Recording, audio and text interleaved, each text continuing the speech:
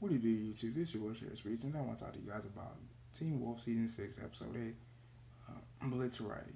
And I don't know if that, I'm going to guess that I'm going to assume that it's German for something. But tonight's episode was pretty fucking action packed. I mean, it was pretty damn dope. We see from the beginning, we see a little bit of a dig into Douglas's past. He was, of course, and I love how Teen Wolf was able to incorporate, history into this. Um, it turns out he was a part of Nazi Germany during World War II, Germany in 1943, and it turns out he wanted the Wild Hunt for his own personal army, supernatural army, to quote Mason. And back in 1943, he was trying to convince his company to go along with it, and he actually did. To fight against the occult to win the war. And again, of course, his company's thinking like he's crazy. I believe one of his commanders actually laughed at him and mocked him for it, into which he was actually killed and had his throat slit. And then we go towards that. We go into where we see Sheriff Stilinski literally piece his son's room back together with a ball of yarn intact. He was skimming the shell and seeing that. Then we started to see relics of Styles. Relics of Styles coming back, and it was really. I think that was really beautiful to see that. Really cool to see that. And then later on in the episode, we get to see we see him trying to convince his wife to see Claudia, but then he realizes that Lydia was right in terms of her being there to cloud him from realizing that Styles does exist. And they realize that by the end of the episode, after Scott realizes that his mother's been taken by the Wild Hunt, after the parish, tries to fend off Mr. Douglas, that they have to remember everything about Styles to reopen the second rift that was found and that was noticed by Sheriff Stilinski in order to get everyone back. And I cannot wait for next week's episode. But, in this episode, they go scavenging for the first rift. They realize they find it looks like a little bit of a sewer pipe. I think that's actually the back entrance to the bunker, the Argent bunker. We've just never seen it. I think that's actually pretty cool that they were been able to piece and put things together, and actually give us, some final clarity as to how things came to be. We see Melissa and Argent,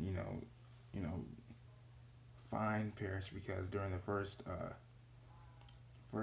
guess you could say, little scuffle between Argent and Douglas, they agreed to find Paris for them, so then to spare Argent's life, to which Argent already knows what's going to be up. One of them has to go, and he tells Melissa, hey, I'm sorry. And then he's taken. And then actually, Melissa's trying to panically wake Paris up. He's not waking up. She says, you already have the whip. Do what you have to do. He takes him. He takes her.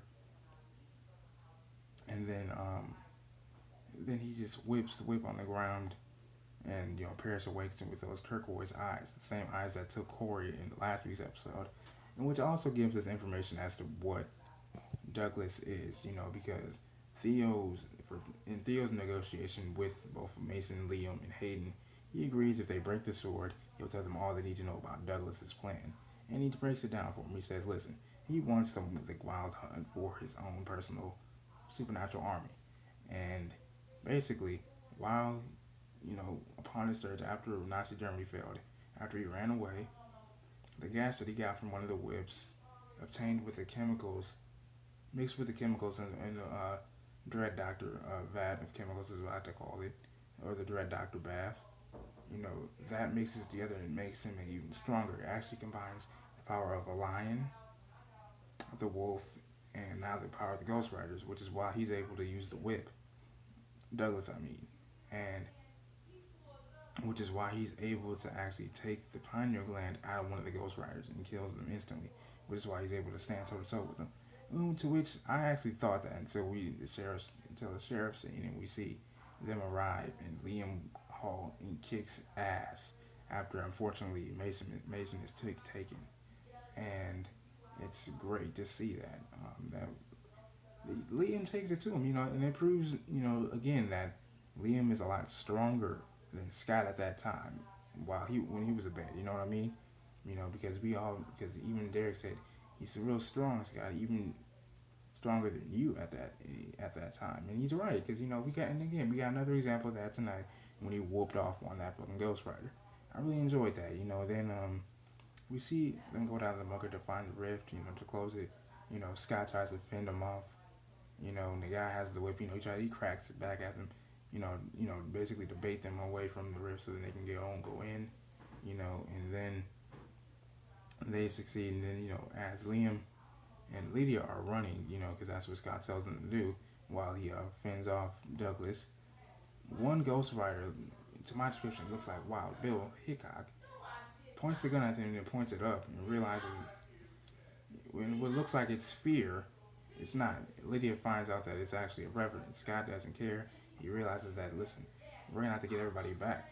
So we have to remember everything about Styles in order to do that. And so I can't wait for next week's episode. We see a lot of things happening. They realize that, hey, maybe we can get everybody back. I don't know if they're. I'm going to assume that, of course, they mean that get everybody that was taken by the Wild Hunt. But this could also mean get everybody back that has been deceased. So who knows, because we see Peter make the noble sacrifice while fending off Malia and Scott, saying, I don't see any, why aren't you running? And Peter gives Malia that last look, I like that big character development of Peter as well.